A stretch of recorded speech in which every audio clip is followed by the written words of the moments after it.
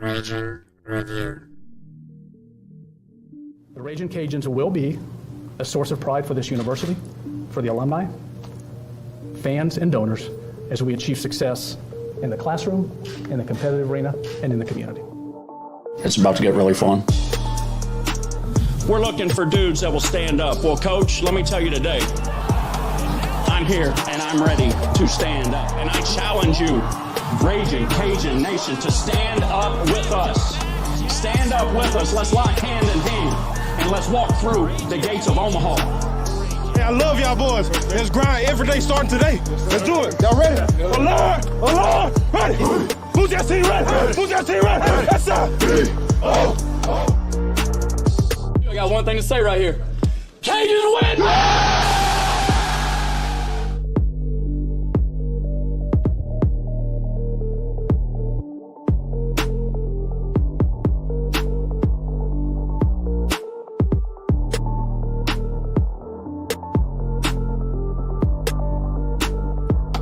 Ladies, gentlemen, children, and babies, Cajun Nation, welcome into another edition of the Raging Review podcast. I'm Jerry. I'm here with Nick. Got lots to talk about tonight, especially some breaking news, it seems, unless there's some type of typo on the Ticketmaster website. Looks like the Cajuns, we have found out the bowl destination as well as the opponent. We'll get to that in a second. But first of all, look, like I said, lots to talk about tonight. We'll talk a little bit about how we spent our Thanksgiving. We'll review a little bit of that ULM win last week as the Cajuns closed out the regular season. We'll talk about our experience in saying goodbye to Cajun Field as it is. We'll talk about what's going on around the Sun Belt. And, well, we were going to talk about bowl projections. I guess we can still talk about that unless there's some type of error, again, on the Ticketmaster website. And we'll talk some Cajuns women's basketball and men's basketball. And actually, right now, the Cajuns are currently, men's basketball is in action in Alabama as they take on Samford. And, yeah, we got a lot to talk about tonight. So let's get it started. Nick, how's it going, man? Good, man. Yeah, big news tonight. First of all, I want to say you heard it here first. You know, we'll have some imitators out there that are going to try to take credit, but we got that scoop. We heard things. We started investigating. You guys, you and Josh did a fantastic job of kind of putting the feelers out on that. And then lo and behold, confirmed what we've been hearing. So I'm sure we'll get into that. And also Twitter spaces are open. So we thought it was important enough that we got that information that we want to hear your thoughts on both the site and the opponent. So when we get to that part, we'll open it up and take comments from everyone. Look forward to hearing from everyone tonight. Yeah, that's and yes, to piggyback off of what you just said, Nick. You know, like I said, basketball's playing tonight, so maybe if you have some thoughts on the game against Samford. Right now, it's not looking too good for the Cajuns. Cajuns are down, I believe, by 16 at half to Samford. Not a good first half. So we'll talk about that. And then we'll also discuss what your thoughts on this particular bowl game that the Cajuns look like they'll be headed to. So yes, we will open up the Twitter space. But first, Josh has some comments to make about our sponsors. We got to thank our sponsors. So take it away, Josh. Hey, everybody. Thanks again for joining Raging Review for another weekly episode. We'd just like to encourage you to patronize our great sponsors like Dr. Brett Venable and Recovery Chiro Med. Have you been in a car accident or hurt yourself lifting on the job? Are you having neck pain or back pain, but really don't want to deal with a long, drawn-out process? then call the chiropractor Raging Cajun athletes use for their neck and back pain, Dr. Brett Venable. The bottom line is, you just need to feel better. You need to get better quickly. That's where Dr. Brett Venable comes in to make all the difference. Dr. Venable and his integrated team of rehab, chiropractic, and medical doctors have 3 locations in Acadiana to serve you: Opelousas, New Iberia, and of course, main office in Lafayette. Dr. Brett Venable is one of very few chiropractors recognized by the state of Louisiana as a chiropractic specialist. He is also the only chiropractor in the Cajuns Healthcare Alliance and the only chiropractor on the board at Tulane School of Professional Advancement. Before you start to stress about the process, remember, this is exactly why you pay for car insurance. These situations are exactly why you carry workman's comp. There's no need for a court date. Your first call should be to Dr. Brett Venable and his great team at Recovery Chiro Med. No hassle, no waiting, and quick relief. Come and find out what our Raging Cajun athletes and over 10,000 Acadiana residents already know.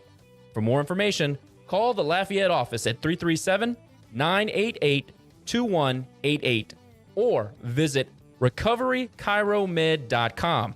recoverychiromed.com. We'd like to thank Dr. Brett Venable for being an RCAF member and the exclusive chiropractic sponsor of the Raging Review podcast. Also, a huge thank you to Absolutely Embroidery and More. We know how much Cajun Nation loves their gear. At Raging Review, we get our gear from Miss Phyllis Thibodeau and the team at Absolutely Embroidery and More. Absolutely has a massive inventory of Raging Cajun apparel to choose from. If you can't find something you like, Absolutely can make something you'll like right there in the shop. And if your creation proves to be a popular item with customers, Absolutely will give you a little incentive for helping out with the cause. Bring in your vermilion and white shirts, hats, shorts, socks, dresses, jackets, sweaters, or whatever garment you need to represent the Cajuns.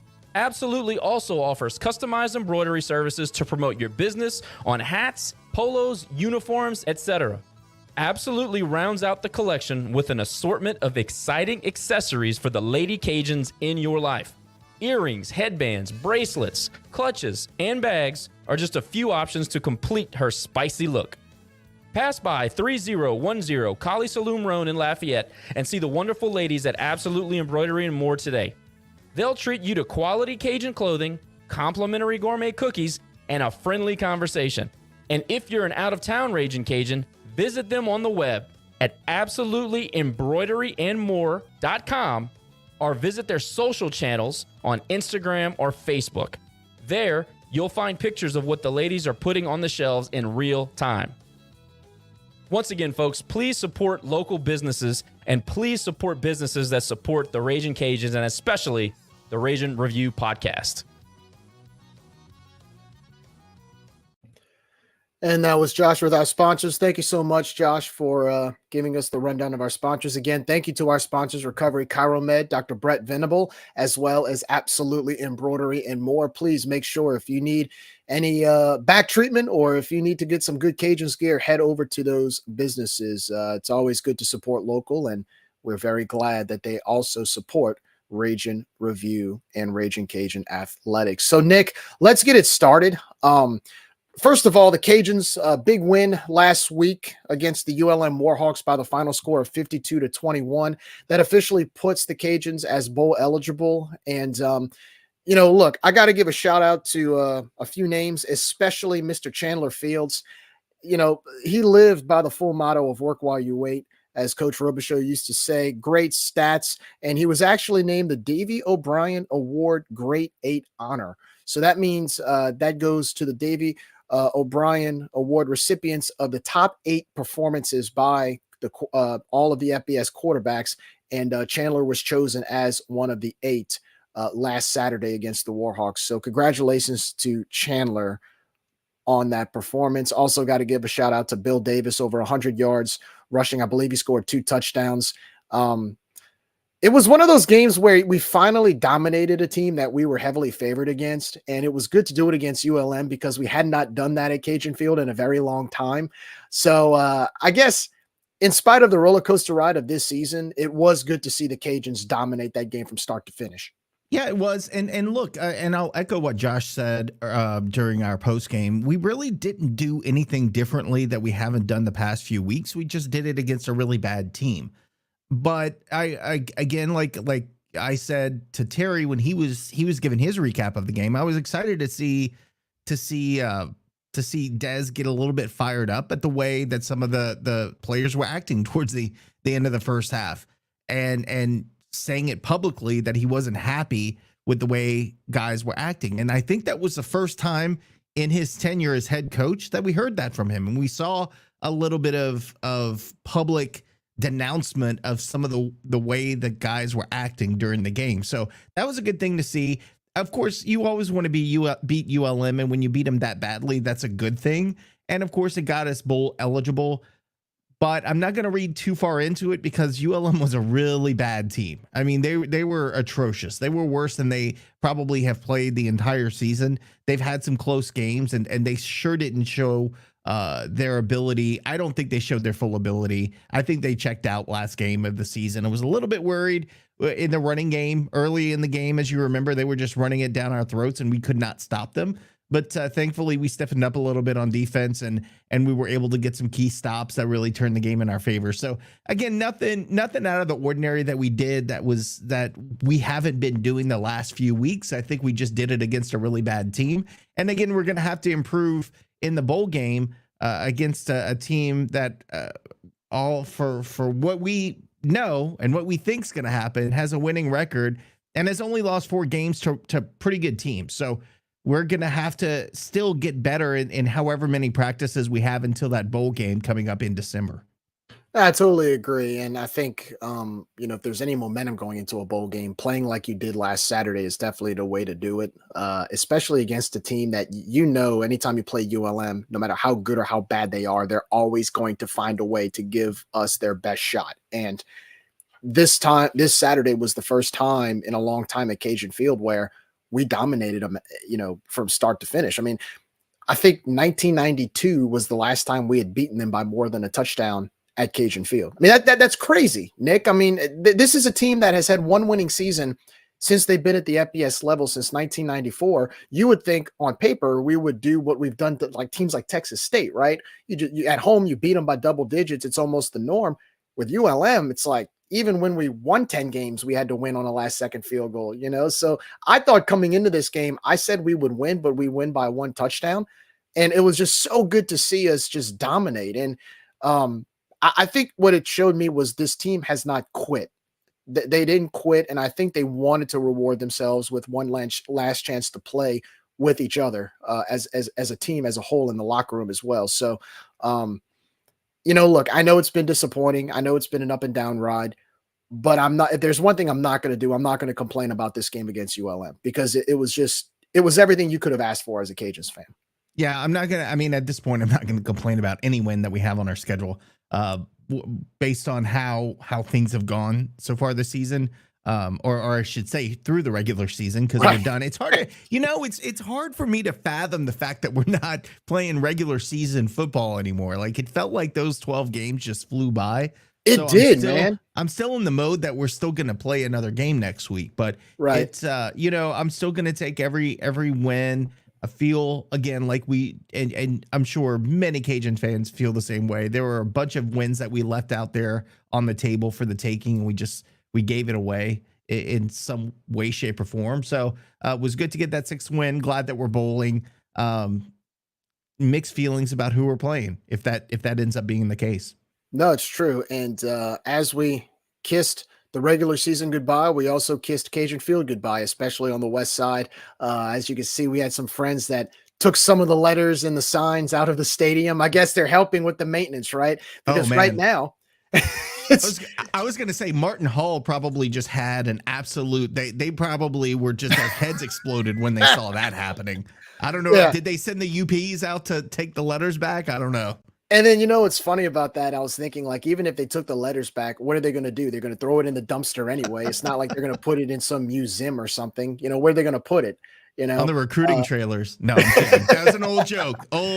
I remember. I know what you're talking about, right? So it was good. It was a bittersweet moment. It was good to say goodbye to Cajun Field. I mean, when we left, Kayla, and Allie were walking out the stadium. We took a selfie in front of the stadium one last time, and it was time. It was time, and And now, as you pass by the stadium, they fenced everything off in the parking lot, and they have a bunch of dumpsters in the front by the Falconberry Tower, by the elevator. They have the demolition sign of the construction crew and the demolition crew up there. So they're pretty much ready to go. Now they're doing the last minute cleanup, getting everything cleared out before that starting date on December 11th. So they're definitely on the move now. I know a lot of times in the past, it's almost like a dangling carrot, if you will. Remember whenever the baseball stadium debacle, there was a crane in front of the stadium for a good 3 months, but it didn't move. The webcam. And so, like the webcam, it just stayed there for 3 months. But this time, I think it's for real, Nick. I'm seeing a lot of people, unless they're paid actors, I'm seeing a lot of movement in front of the stadium, and a lot of progress has been made in these last 5 or 6 days. So that's good to see. Yeah, look, the meltdown, if this isn't real, that'll be something to watch. That I want to sit back and eat popcorn. Look, Nick, December 11th, it's like I'm going to drive by as proof. I'm going to get the cell phone out and just drive by and just make sure if I don't see a wrecking ball, okay, we're going to be we're going to come in and do a Twitter space or an episode and what's going on? We were told December 11th. Hey, look, somebody has to fill Mr. Frank Babin's shoes. Rest in peace, Mr. Frank. He would have been on it if he were still with us today. So we'll go ahead and give that to you to raise hell if things don't stay on course.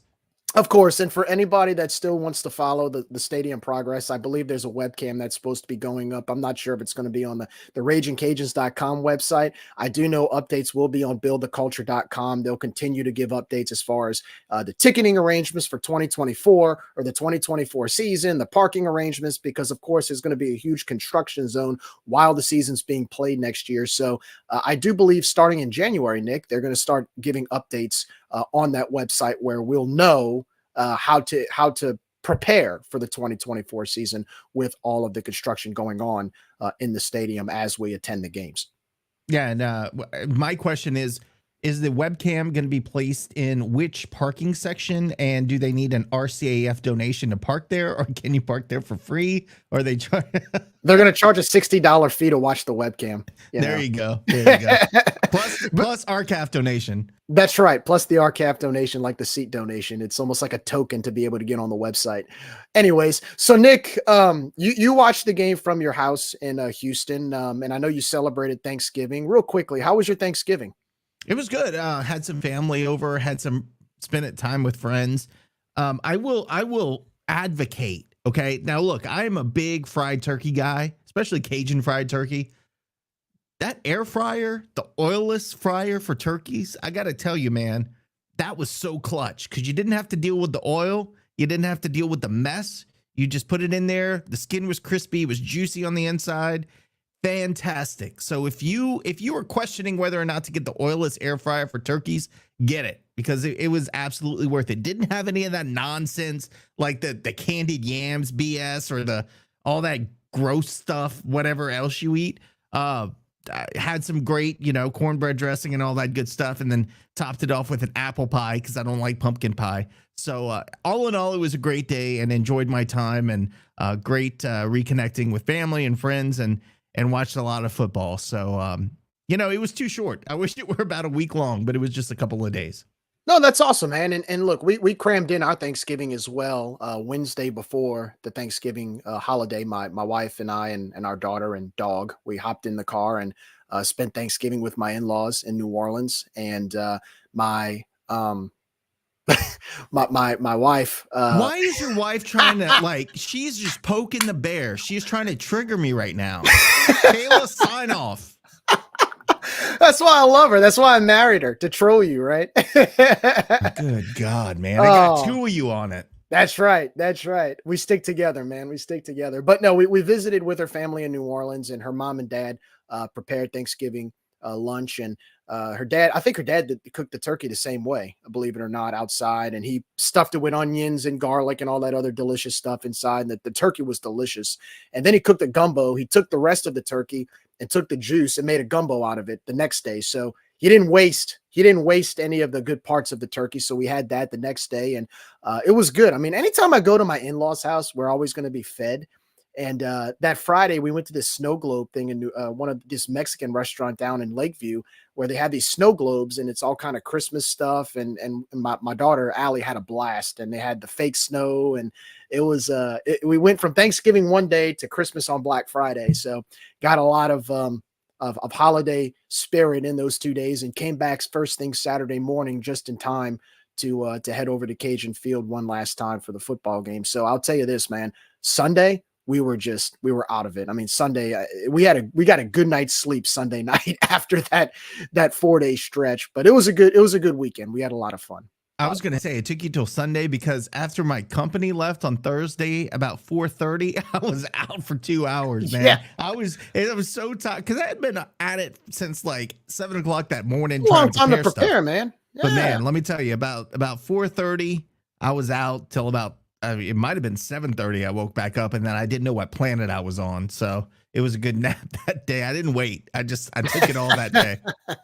Well, it was a good post game as well after the game on Saturday. A lot of people tuned in, called in, gave comments, gave a lot of feedback. So we always, as always, appreciate Cajun Nation tuning in after the ULM win, giving their 2 cents. And yeah, we always try to do that for you guys. So anyways, so I'm glad, Nick, you had a great Thanksgiving. Now we get to celebrate Christmas coming up because it'll be here tomorrow, right? Time just flies as it does. It's crazy. We're almost in 2024. And next thing you know, I was just thinking about it yesterday. I overheard John Fogerty's center field the other day, and I'm like, man, we're almost there. It's almost baseball season. We'll be talking about that probably within the next month or so. And then, of course, right now we're in the middle of basketball season, so we'll have basketball to talk about as well. But moving on, first of all, Nick, I want to congratulate. We have 6 players for Raging Cajuns football that got all Sunbelt honors. AJ Gilly and Neil Johnson both made 3rd team all Sunbelt. Congratulations to AJ and Neil. Personally, I thought they deserved 1st or 2nd team. I don't know how they got 3rd team, but I'll congratulate them for the honors there. But I think they were worthy of more. I was going to say, just because you finish, in the bottom half of the standings and conference standings, like you have to, who's voting on this? Because obviously it's not somebody who's watching the games that these guys play in. They're undoubtedly some of the top talent in the entire Sun Belt Conference. And I get it. It's just a nice thing to have on your resume to say that you were 3rd team all Sun Belt, whatever. But man, you can't tell me that there are a bunch of better guys than AJ. I mean, think about AJ Gilly and how much he's contributed through his career here. I mean, just him by himself. Come on, man. He ain't 3rd team. He's at least 2nd team, high 2nd, low 1st team. Come on, man. Neil too. Yeah, and Neil. I left him out, but good God. I mean, what tight end in the Sun Belt Conference is better than Neil Johnson? I can't name one. All around, I don't know. All around, I couldn't tell you. And that's what's crazy about this is that both of those guys, I mean, they're both NFL prospects. So, they're going to end up on a roster, whether they're drafted or not. Somebody's going to sign them come April or May. Well, that's what I was going to say. This really doesn't matter in the grand scheme of things, but it's just about respect. Like, just because, again, it's like when you're looking at the Heisman or the Biletnikoff or whatever those things are called, those awards that are given, it doesn't necessarily matter. It shouldn't depend on the team's performance if you're looking at individual performance. And I think the voters get a little bit too caught up on, well, how did the team do versus how did that individual player do? So I'm sure, and look, there were 11, 12 other teams in the conference that you can look around and say, and they can make arguments for their guys too. And we're homers, we want these guys, but man, I'm telling you, like AJ and Neil, I can't look around and say there are a whole lot of better guys in the Sun Belt Conference. Now, again, I haven't watched every game of every team, but when you look at the stats on paper and you look at how they perform every week to week and every week for the last however many years, it's hard to put them against anybody in the Sun Belt and say that they're not way up there. Yeah, and also I think, like you said, it's about the record, the perception of the record. Well, this team won 9 or 10 games, so that means that their players are more worthy of a 1st or 2nd team honor. And when in reality, I mean, you could compare it to when players get drafted, right? I mean, Peanut Tillman, he played, I mean, in his entire UL career, he won, let's see, 9 games, 9 games in 4 years. And he was the first round. He was the first pick of the second round, and he might be a future Hall of Famer. So again, it's not about because you play on a 9 or 10 win team. It's about what you do as the individual. And I'm with you on that. I do think both guys were worthy of higher honors. And I mean, you could say that about Stokely. You could say about Ike Taylor. You could say about Jay. You can go down the list. I mean, it's the same thing. You know, they may not have all been world beating teams, but their individual efforts, they got what they deserved in the end. And I'm sure AJ and Neil are it's going to be the same for those guys. They're going to be, like you said, they're going to be playing on Sundays and it'll be fun to watch. No, of course. And no, so look, I know personally, we think they deserved higher, but we'll congratulate them on making third team. It's still an honor to do that. They're all conference players. So congratulations to AJ Gilly and Neil Johnson. Also 4 other players making all Sun Belt honorable mention, which include Kendra Gant, Peter LeBlanc, Casey Osai, and Nate Thomas. Congratulations to those 4 guys as well. All 4 of which contributed in their own way. They're household names for us. So no surprise that they were all mentioned or all honored in some kind of way. Yeah, and I'm mad about Gant because I think he should have been much higher as well. Higher than that, yeah. But again, Kendra Gant, Peter LeBlanc, Casey Osai, and Nathan Thomas, all Sun Belt honorable mention. Okay, so congratulations to those guys. Nick, this is the second straight time. I forgot to mention this in the last segment, but after beating ULM, this is the second time in a row where after a loss to Louisiana that ULM basically fired their head coach. This happened I believe after the 2020 season with Coach Matt Viatar, which actually they did him a favor because now he's on our staff, which I'm very happy about to have Coach Viatar on our staff. We were joking after that happened. We were like, you know, what are you guys crazy for firing this? Like, Matt Viatar, the guy did a great job over at ULM for what ULM had. Well, what do? History repeats itself. After the loss to the Cajuns on Saturday, ULM decided to fire Terry Bowden after a 10-26 season. He was 10-26 record. He was there for 3 seasons, and they were like, nope, not good enough. You got to go. So now Terry Bowden was relieved of his duties at ULM. And so my question is, if Matt Viatar and Terry Bowden can't get it done, and those are 2 guys who succeeded elsewhere, right? Terry Bowden won at Akron. He won at Auburn. You have Coach Matt Viatar, who was successful at McNeese. Who are you going to get if you try to have a certain expectation at a school like ULM that does not have the resources or the funding or the money that, say, most Sunbelt schools have? I mean, they've had the lowest athletic budget in all of FBS. Who do you go get as a coach? And what kind of expectations do you set for yourself with the fact that you do lack in resources compared to your peers in your conference? Yeah, I thought you were gonna say that Coach Bowden will come coach for UL. I mean, if he wants to come coach for us, have at it, man. We'll take that experience any day. But to answer your question, Jerry, I think the answer has already been given to us. Now, I may be way off. I may be completely off on this, but Coach Broderick, let me try that again. Coach Broderick Fobbs, he was the Grambling State head coach and a current assistant coach with ULM that is now serving in the interim position. I think that is the answer to your question.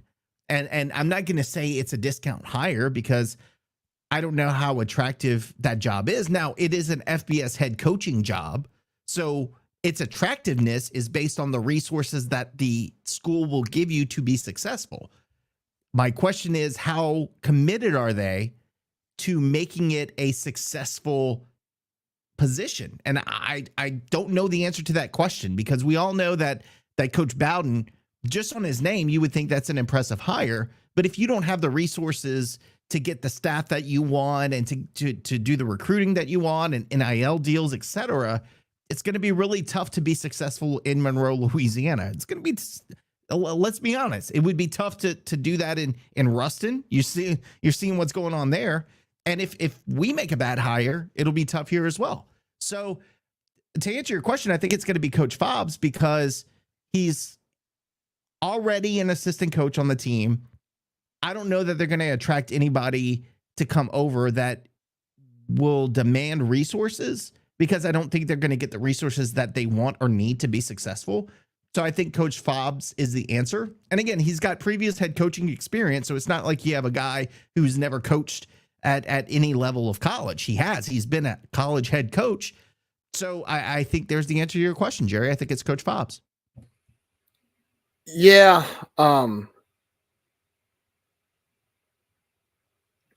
I like Coach Fobbs. He has shown success. I think it was Grambling, right? He was a head coach at Grambling. Correct. He actually was a success. He did a great job over there.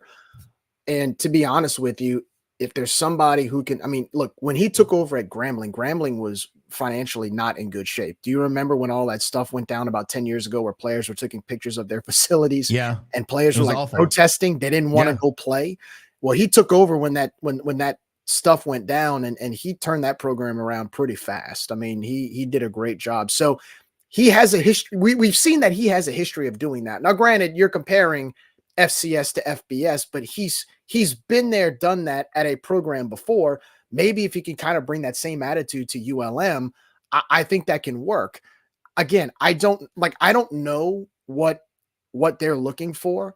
I do know that their athletic director held a press conference the other day, and he even said it's out of the question. We will not drop to FCS. So obviously they have a certain level of commitment to show that they will try to do the best they can, especially I think what he was trying to insinuate as well, he wants to take advantage.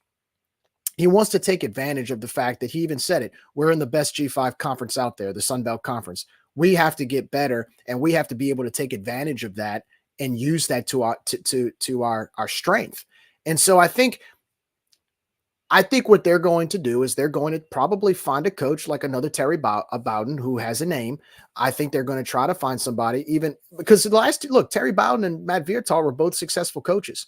They're going to try to find somebody like that who is kind of established, I would think, and see if they can go to Monroe and do it with what they have. I look at ULM financially, Nick, kind of like where we were like 15, 20 years ago. Is that would you say that's pretty accurate?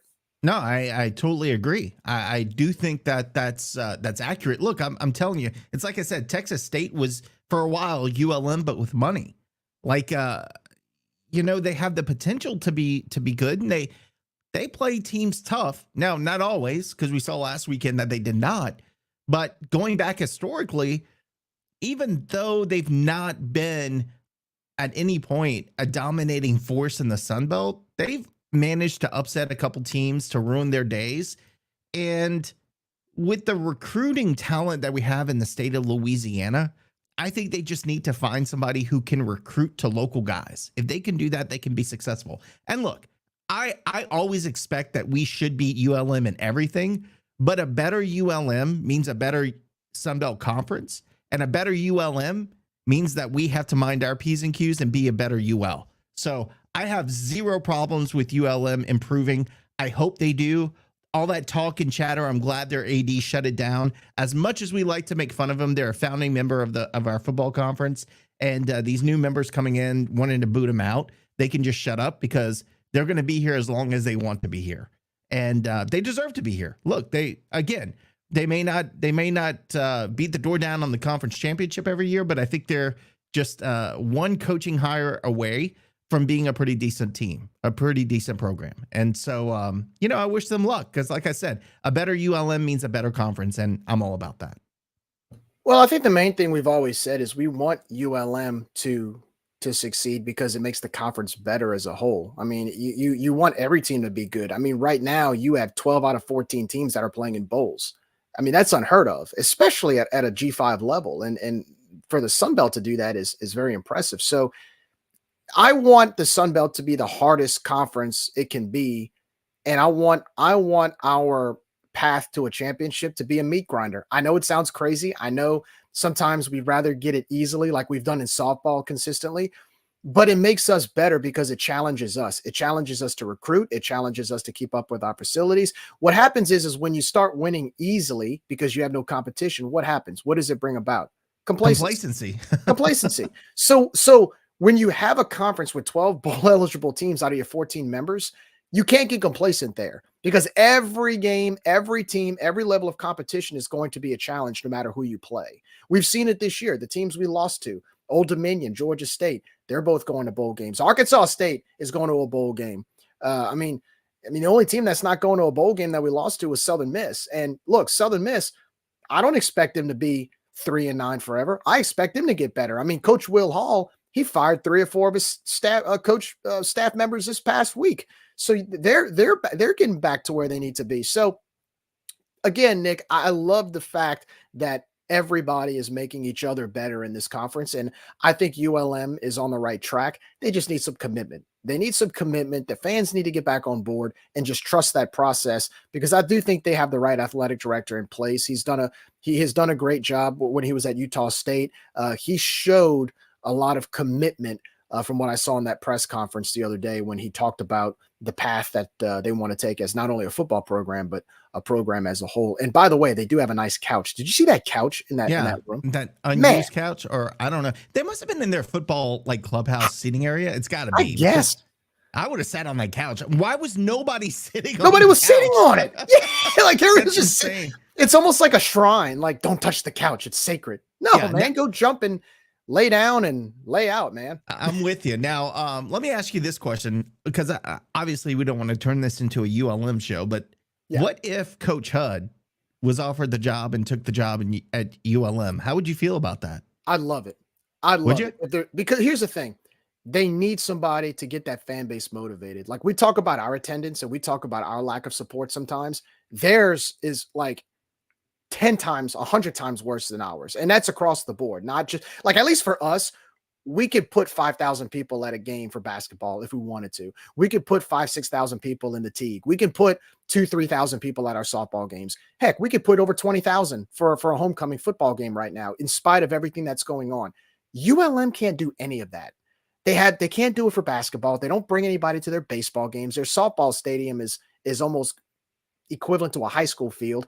Their football attendance has been, I don't even know the last time they went over 20,000 at their games. So if there's anybody to get that, to rejuvenate that fan base and resurrect that fan base and the enthusiasm for that fan base, is Coach Hud.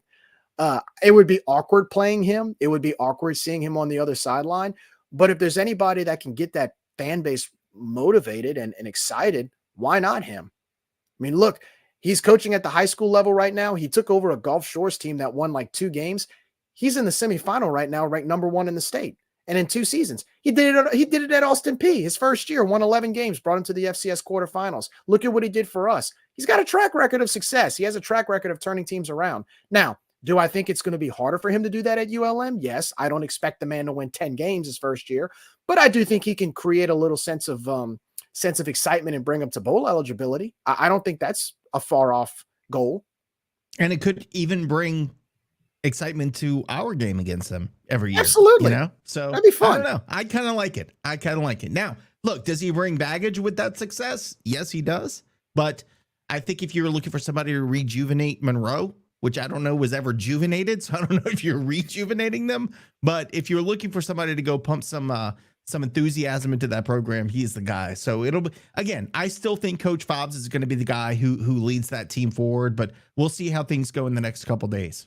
No doubt about it. And I do know that they announced as of Monday, the next 7 to 10 days, we will know who the head coach at ULM will be. So it'll be interesting to see that. And again, we don't like ULM that much, obviously, but we do want them to succeed just like everybody else in the conference, except when they play the Cajuns, except when they play us. And speaking of head coaches, other news around the Sun Belt, Coach Curt Cignetti officially signing on with the Indiana Hoosiers. He is leaving Virginia and moving upstate to Indiana to the Big Ten. That was announced earlier today. Kind of curious to see what the contract's going to consist of. It's going to be interesting because now he's not only going to be playing Ohio State and Maryland and Michigan. Now he's going to be playing USC, UCLA, and Washington as his conference opponent. And it's going to be it's definitely going to be a challenge for him at a school like that. So I personally, look, JMU, say what you want about them. They have a very impressive track record early on coming into the FBS and doing what they've done. They're ranked in the top 25. They're in a bowl game. Impressive. Why would you make a move to Indiana? Like, maybe it's just me. I thought he would have been more worthy of a bigger job than that. Well, I think one, he's probably coming coming up with his retirement plan, I think they offered him, if I remember, I can't find it again, but I think it was in the realm of 10 million guaranteed for 5 years. I mean, if you give me 10 million guaranteed, I will sign for a Pee Wee football league. I don't care who you are. So he may be planning for his retirement, and I have no issues with that. Look, Indiana's going to give you the money that you need to succeed. It's just they seem to never put it together. I mean, heck, we were a field goal away from beating them at Indiana with a bustle team. I remember I was driving to Gulf Shores when that happened. So they just never seem to get to put it together. It's going to be, it'll be a huge challenge for him. But look, if any Power 5 conference team offers you 10 million for 5 years, most coaches will take that. Now, I think Napier was a little more strategic in what he wanted to do and what he saw down the line, and he knew what he could do there. And I honestly think that the year he left because it would be a rebuilding after he would leave. He knew that. So if he had to leave, it would be then. I don't know if this is the same case for him, but again, 10 million over 5 years, if that's the case, he's going to take it.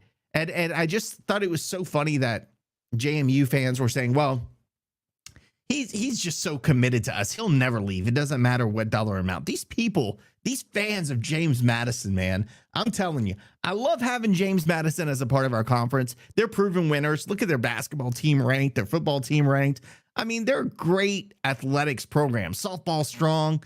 I mean, heck, their baseball team swept us, which was stupid, by the way. But anyway, we're not going to get into that today. But you got to respect their commitment to athletics. But man, their fan base, like high school fan base. I mean, they were mad. They were mad because they couldn't throw streamers at Coastal Carolina. They thought their coach would never leave them for $10 million or any dollar amount because he's committed. Look, a coach is only as committed as he is to his next paycheck. And if somebody's going to come offer more money, a lot more life-changing money, you're going to take it. And so he did that. Now, I don't hate him for it, just like I don't hate Napier for taking the Florida job. Now, I hate what he did after, but I think there's going to be a little reality check for those JMU fans because they are thinking, well, we're just going to keep all the players we have and all the coaching staff and we'll be fine. That ain't the case. We learned the hard way last year. We tried to tell ourselves that wouldn't happen, but there's going to be a lot of turnover. There's going to be a lot of change for this James Madison program. And it's not guaranteed you're going to have the success you had this year with a new coach and a new coaching staff and new players because there are already players dropping out of their commitments right now and opening it up to other teams. So it'll be interesting to see how that transpires. But man, if we could keep James Madison and relegate their fans to a different conference, I'd be totally okay with that. Look, I can't blame them for their passion, though. I'll give them that. Right now, I will say, and I'm going to be a two-parter here, right? First of all, I love their passion, and we knew coming in that they have a diehard fan base. But after a while, like for example, when you appeal 2 or 3 times and they've told you no that many times, just give it up. All right.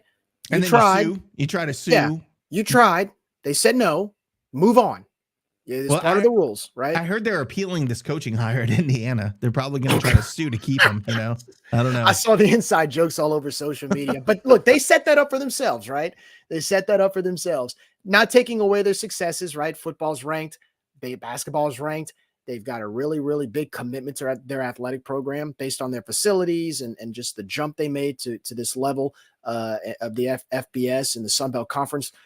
But man, after a while, it's like, guys, come on. I know you're upset, but I don't have to hear this every day. Okay. I don't have to hear I don't need Young and the Restless coming out of Virginia because you didn't get what you wanted with your bowl game. Right. And look, and what's the ironic part, Nick? They're still in a bowl. They still made it. Right. Them and Jacksonville State are in a bowl now. So like, can we stop, please? Like, can we stop yang about that? So anyways, but yeah, so yeah, Kurt Cignetti officially heading over to Indiana to be the head coach of the Hoosiers. Other breaking news, once again, star quarterback for the Astroclayers is once again going in the portal. Grayson McCall announcing his departure again. Deja vu. And you know what's funny about that? Well, first of all, what's funny about it is I guess he doesn't piss Teal anymore joke that's going around. But second thing is, Grayson McCall was in the transfer portal last year, and rumor has it he didn't get picked up by another team, not because of his talent, because he couldn't make the grades. And now you're telling me he's graduating? Is that so? He's going to be a graduate transferring. So it's my understanding you have to actually graduate to be a graduate transfer. Is that the truth, or do you have to be? I believe that's the case. I think so. That's You're the rule. telling me you with all the talent you have across the entire 136 teams in FBS, nobody could take you because of the rumored your grades, but yet you graduated from Coastal. Something's a little fishy. Either Coastal academics ain't really up there, which I would probably put money on that they're not really up there, or they're doing some fancy grading for you to be able to graduate. But interestingly enough, he's no longer pissing Teal, and he's going to transfer somewhere else for his 5th or whatever season. No doubt about it. And that'll be interesting to see where he goes. The fact that he's leaving again. And I believe this will be his last year, right? So he's a graduate. So he has 1 year left of eligibility, correct? Yeah, this would be it for him. Unless he gets injured then and appeals and all that stuff. Well, with all these NCAA rules, you just don't know anymore with the COVID year. And now, players are getting extra years. Speaking of which, back to Louisiana football, Ben Wooldridge gets another year back from his medical. He gets another medical red shirt, and he will be returning to the Louisiana Raging Cajuns football team next year. So Ben's coming back. I'm curious to see how that's going to pan out. And I know there's a lot of people with different ideas of why. There's been rumors that, is Zion going to stay? Did somebody offer him an NIL deal? Is he going to transfer? Are we going to have a quarterback battle? What's going to happen? Oh my gosh. I would think, personally, my personal opinion, I would think with Ben being as injury prone as he is, because he has had 2 straight season ending injuries, and I really feel bad for him for that. I would think that he would be more of a leader, like a play of a leadership role. And I would think that Zion would be QB1 going into the spring if he's healed. That's just my guess, depending on what his recovery period looks like. Nick, you're giving me a face, so I don't know. I don't know what your idea of this may be. What do you think? I mean, what's the situation? My idea of this is reality, and that's we're going to go into the fall and the spring with 2 quarterbacks fighting it out for QB1. Don't do it. It's going to happen. do it. Jerry, Don't deep inside of your soul, it's going to happen. And we're going to have a quarterback controversy. I won't say we're going to have a quarterback controversy. I will say, and look, I love Ben. I think he has a ton of talent. But I will say, if Ben Wooldridge is the starter going into next year, then you have a controversy, because the rest of the fan base is going to be looking for Zion as the future.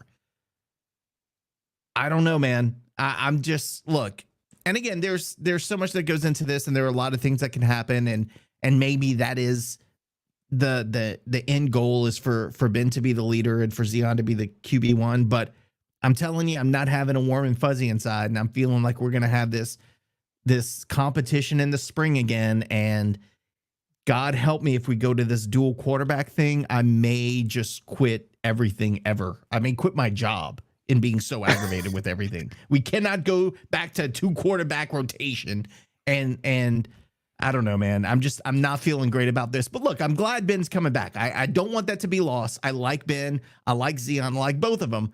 I don't know where this is going, and I don't like it. I don't like not knowing where things are going. But Nick, I think every fan who sees this thinks the same thing. It's in the back of our minds, right? So I didn't want to say the quiet part out loud. I knew you were about to say it anyway. And just my reaction to it, and I'm not going to say much because you pretty much said everything that I was going to say. Don't do it. Just don't do it. Okay? You look, we all know going into next season who QB1 and who the quarterback should be. Don't do it. Just don't do it. Hey, Jerry, you know what? While we have a second, we got JMV who just asked to speak. JMV, looks like you're connecting. I would love to get his take on this because, it can't just be us that's feeling this way. I'd love to hear how other fans are feeling. So, JMV, if you want to unmute yourself and let us know what you're thinking, man.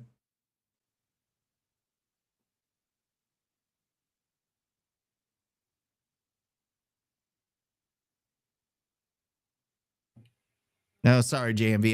Nope. I'm having speaker problems again, so we'll have to move on. Unfortunately, I can't hear you on my end, even though you can hear me. But yeah, just not feeling great about it, Jerry. Just don't like where this is going. Well, we'll see what happens. We'll see what happens in the spring. We got time, right? We still have a bowl game to play. Got a few That's all we months to got. worry about that It's stuff. time. So we'll focus on that for right now. We'll worry about that when springtime comes, right? Because I think both quarterbacks should be ready by the spring, hopefully.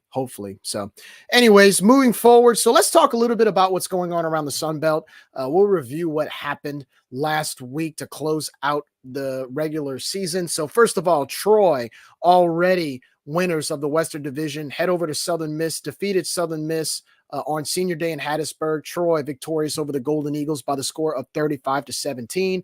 That concluded Southern Miss's regular season, and they finished the season with a 3-9 record, including an overtime win over Louisiana. Old Dominion, what a way to get bowl eligible and keep their season going. It's one of those movie scenes, right, where you have one more play and it determines whether or not the season ends. Sure enough, with 2 seconds to go, Old Dominion scores a touchdown, I believe, out from the 2-yard line to defeat Georgia State by the score of 25-24.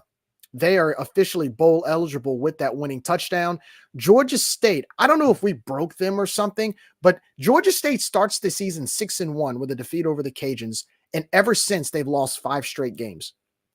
Yeah, it's crazy, man. Did we break them? Even with sacrificing a loss, did we break them? What happened? We seem to do that. Like we did that to Texas State, I think, and we did it to them. We seem to do that every season. We break a team or two. So it feels like we did. They were rolling until they beat us, and then I don't know. Maybe we have the Marie Laveau voodoo or something that we break out when we need to. But yeah, interesting way that their season has gone. The rest of the way.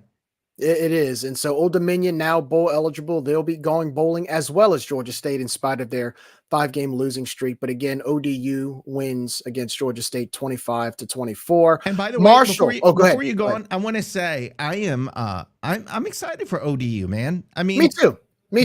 They kind of were up and down all season, but we saw a lot of potential there. And I think the future is bright for ODU. And again, a strong ODU is a strong Sun Belt. So looking forward to what they do the rest of their, I guess, in their bowl game, and then next season, I think it's going to be a big one for them.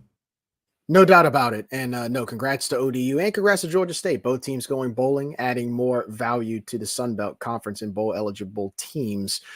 Anyway, Marshall, another team, becomes bowl eligible. The Thundering Herd defeat Arkansas State by the score of 35-21. Both teams, just like Old Dominion and Georgia State, finished the season at 6-6. So Marshall and Arkansas State both will be bowling come December, January. So, both teams ended up 6-6. Both teams get to play another game. App State, big victory over their arch rival, Georgia Southern. App State wins on Senior Day in Boone by the score of 55-27. App State, with that win, will represent the Sun Belt East as they will take on Troy for the Sun Belt Conference Championship. And Georgia Southern will finish the season 6-6. I believe they're on a 4-game losing skid as well. They'll be going bowling as well. JMU, big win over Coastal Carolina in Conway.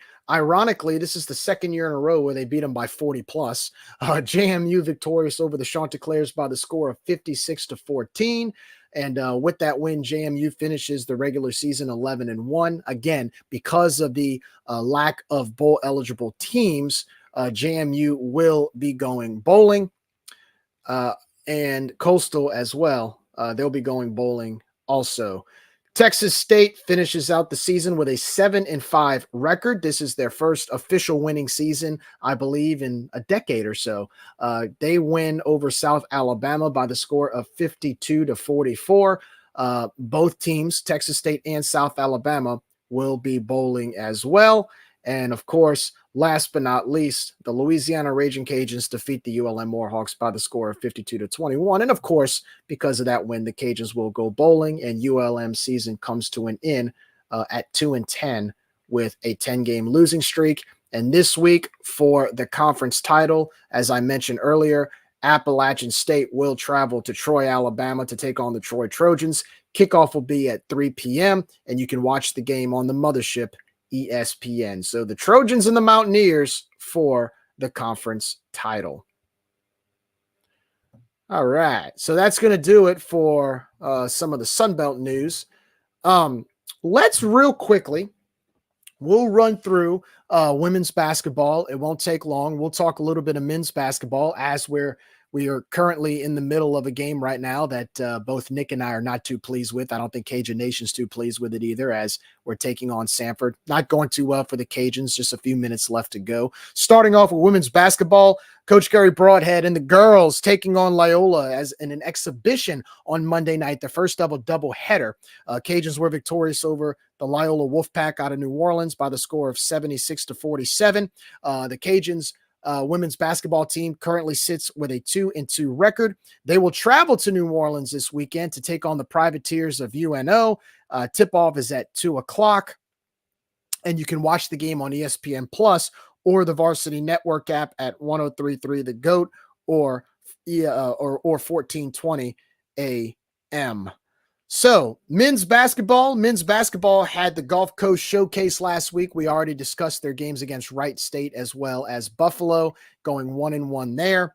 Cajuns, big win to close that out against the Long Beach State 49ers. 18 three-pointers shot in that game for the Louisiana. They were victorious over Long Beach State by the score of 92-82. Very impressive win last Wednesday going into the Thanksgiving break before coming home to Lafayette. Leading off in the stats in their win against Long Beach State, Kentraw Garnett had 20 points, 3 assists, 4 rebounds, made 4 3-pointers against the 49ers, as well as Joe Charles, who had 16 points, 3 assists, 10 rebounds, also 4 3-pointers. And rounding it out, Kobe Julian, 14 points, 2 rebounds, and another one, making it a trio, 4 3-pointers. So between those 3 guys, 12 3-pointers. And again, 14 points, 2 rebounds, 4 3-pointers. And of course, I can't forget of Hosanna Continue, 10 points, 2 assists, 7 rebounds. So huge win against Long Beach State. Very impressive win against Long Beach State, a team that defeated Michigan a few weeks earlier. They came back on Monday to take on Loyola, second game of that doubleheader after the women's team played them. Now, this game counted. This was not an exhibition, but Louisiana, they were victorious over the Loyola of New Orleans Wolfpack by the score of 78-44, and that extended the Cajun Dome home win streak to 18 games. Rounding out the Cajuns' victory over the Wolfpack, Kobe Julian had 19 points, 2 assists, 3 steals. Famous Falks had 18 points, 4 assists, and 4 rebounds. And Hosanna Continue had 8 points, 2 assists, 7 rebounds, 3 steals. And of course, right now, the Cajuns are taking on Samford. Also want to give a shout out to Kobe Julian after his wonderful performance down in Estero, Florida for the Gulf Coast Showcase. His performances in that tournament was good enough to give him Sun Belt Player of the Week honor. So congratulations to Kobe Julian. And so, we're going to need him as the season goes on. Right now, currently, Nick, the Cajuns are taking on the Samford Bulldogs in Alabama, or in Birmingham, Alabama. Looks like the Cajuns are going to drop this one. Right now, with 2:50 left to play in the second half, Louisiana trails Samford by the score of 84-60. We said going into the season, or especially as this, from what we've seen the first 7 games, that we're going to have to shoot lights out from 3-point range to win, because our inside game has not been as aggressive. It hasn't been intense. It's been pretty inconsistent this year because Hosanna Continue, you got to replace guys like Jordan Brown, and that's natural. But you would hope that it improves as time goes on, because we are fast on the transition. We do a good job on a fast break, and we can shoot from the perimeter. But when you can't shoot from the perimeter, you have to depend on your inside game. We tried that tonight. Nick, from the first half alone against Samford, the Cajuns were 1 for 10 from the 3-point line, hence a 16-point deficit going into the locker room. And they're getting outscored by 8 points in the second half. this is one of those games where the coaching staff and this team, they're going to have to get back to the drawing board because this was a really, really disappointing performance in Birmingham. And it's not even over yet. Yeah, I mean, down by 24, they still got 2:30 left, so there's still a lot of ball to be played. But when you look at Samford, you're thinking if for us to get blown out that bad, they must be a fantastic team. And they're 5-2 on the season. Not going to take anything away from that. But their wins are against Mississippi College, South Carolina State, Alabama State, Merrimack, and North Carolina A&T. Their 2 losses were against Purdue, who's really good, and VCU. They lost by 10 to VCU. Guess who beat VCU? McNeese, right? Earlier in the season. So I'm not going to say they're a bad team. They're a solid team. But you don't expect to go on the road against Samford and get blown out. And that's exactly what they're doing. And look, they've looked chaotic offensively tonight. They weren't hitting the threes. Inside game wasn't cutting it. This one was hard to watch. I mean, it's like a train wreck. I keep looking. I keep looking at it because I can't look away. It was not a good performance, and there's no way you can sugarcoat it. This was just not good tonight. I think what was frustrating about tonight, it's just the fact that we want to play all around basketball, right? We want to be able to play on the inside. We want to be able to shoot from outside. And it's just tough because now if we drop a game like this, now other teams have film on us. They know how to beat us. They're going to make us shoot from outside. Now, with Long Beach State, it worked. We hit 18 3-pointers. But, Nick, you're not going to hit 18 3-pointers every game, man. Correct. It's not going to do it. You can't. Nope. So that's what's concerning about this year. And look, we've talked about it before, about where it's cyclical with our basketball program. We make the tournament, and then the next year we don't get out of the semifinals or the quarterfinals for the Sunbelt Conference tournament. This is looking like one of those years. Now, I'm not, again, we're only 7-8 games into the season, so I'm not going to press the panic button or anything at this point, but I'm just saying if you're looking small sample size and the way they're performing tonight, like they've got to figure it out. Cause like you said, other teams are going to figure it out. They are already figuring it out against us. Obviously tonight, Samford has it figured out. So we got to come up with a better game plan and not rely on just hitting the threes. Cause like you said, we're not going to hit it outside the arc every night. We're not going to be on fire. And if we rely on that to win ball games, that's going to be really tough for us. Yeah, there's no question about that. And right now, look, it's like we talk about in football. This conference is not getting any easier. I mean, we have right now, I understand if you look at the conference standings, you have some teams that have dropped some games they shouldn't have dropped, but these teams are going to get better, right? Prime example, Hattiesburg, Southern Miss, right? They dropped some games early on that you're looking and you're like, this is not the Southern Miss team that won the conference last year. But with the talent they have, they're going to improve before conference play. And I hope we're the same way, right? Tonight could be a fluke for all we know. But again, as of right now, we cannot afford to beat teams by just shooting threes. We have to be able to shoot from the inside. We have to continue to play an inside game, and we have to learn how to rebound. The game we lost against Wright State last week, Nick, we were out rebounded by 17 rebounds. You're not going to beat anybody doing that. You got to play on both sides of the court. Well, like I said, the cyclical thing where we do after every NCAA appearance, it's going to come into fruition if we don't get better quick. Agreed. So it is official. Cajuns, it's a final. Cajuns do drop this game. The Cajuns do drop this game to the Samford Bulldogs by the final score of 88-65. So it is a final. Cajuns record now sits at 5-3. They'll have a 9-day rest period, a 9-day break before heading to Ruston to take on Louisiana Tech next Saturday at 2 p.m. You can listen to the game on KPAL 96.5 FM or watch the game on ESPN Plus. So look, 9-day break, man. After today, you got 9 days to fix it. 9 days. That's a long time. By the way, I'm gonna change the subject on you real quick. So I just got a text from one of my buddies that forwarded this Twitter to me. It looks like Dave Schultz just retweeted. I can't talk. He retweeted A breaking news story out of South Alabama. Colin Lacey is entering the transfer portal for South Alabama. Huge news for the Western Division. Wow. That's big. Oh my gosh. That hurts for them. Let me tell you, because he was a big part of their offense. Obviously, you saw how talented he was. So big hit for South Alabama. He's their best receiver. So that's a huge loss for the Jaguar offense, especially considering, I mean, if you look at his stats, it's all conference material right there, right? Going into that game, I remember previewing the game when we were doing our research. I said, you gotta, we're gonna have to press on him, or at least key in on him. He's one of their top weapons. So losing him is huge for that offense, especially a developing offense. Their offense was really good this year. Yeah.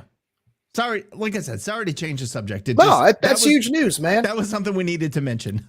So I'm going to go through the stats real quick tonight as we cover this loss to Samford. Again, Cajuns drop tonight's game against the Samford Bulldogs 88-65. Their record now sits at 5-3. Samford improves to 6-2. Just some key stats here to kind of round it up. Cajuns, point-wise and scoring-wise, they were led by Kobe Julian. Kobe had 29 points. He had 6 rebounds, and he was 9 from 16 from the field, 3 for 5 on three-point range, as well as Joe Charles with 10 points, 5 rebounds, and no assist. He was 4 from 11 from the field, 0 for 3 from three-point range. Now, I'm going to just go with team stats here, and this is really what stuck out to me. Cajuns from the field, 25 of 63, 39.7% from the field. And this is where, now this is the key stat right here, Nick. All right. This is the key stat that can make it or break it for this team as the season goes on. 3 points, three-pointer. All right, 3-pointers. 3 for 19, 15.8% from three-point range tonight. 15.8%. Wow. Not going to win many games doing that. Not going to win many games living and dying by the 3. Nope. We got to get better, man. Got to get better.